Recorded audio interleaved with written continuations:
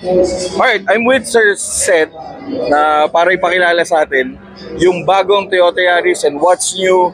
Yun sir, tell us about this car. So, yun nga sir, meron na siyang automatic transmission ngayon. Okay.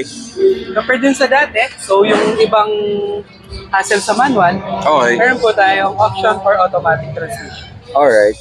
Then it has with cruise control na rin po, Okay. yung mga safety sense na rin siya.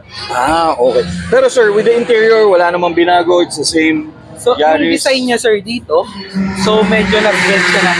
Medyo concave na. Yeah. Okay. So far, the engine is still the same. Still the same Lahat. sir, 1.6. 1.6 turbo. Okay. Tapos mga brakes, ganun pa rin. Brake sir, GR caliper pa rin siya. GR caliper. Tapos 4-wheel disc brake. Okay.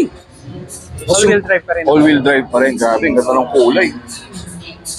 Pero ang napansin namin, this area, parang medyo mas slim ng konti. Guys, comment nga kayo kung medyo slim, pero overall, ang ganda ng kulay. Boss, ano sabi mo? Guys, become legendary. Ito yung favorite kong color. Ano? Bibili ka na?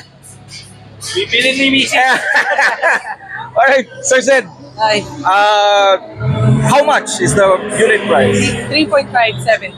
3.570. Okay. Grabe.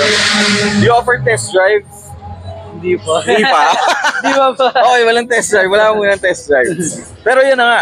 It's a good feature. And the new pinakabago is automatic. Automatic sir. Okay. Sir Zed, alam ko busy ka with CPOS 25 and thank you very much. Thank you guys. Check it out. Sir, saan kayo pwede ma-follow?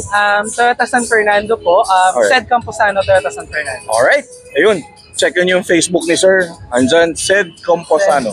Camposano of Toyota San Fernando. Alright. Sir, thank you very much. Enjoy the rest of the weekend. Thank you, sir. Joms TV Media here at CFOS 2025.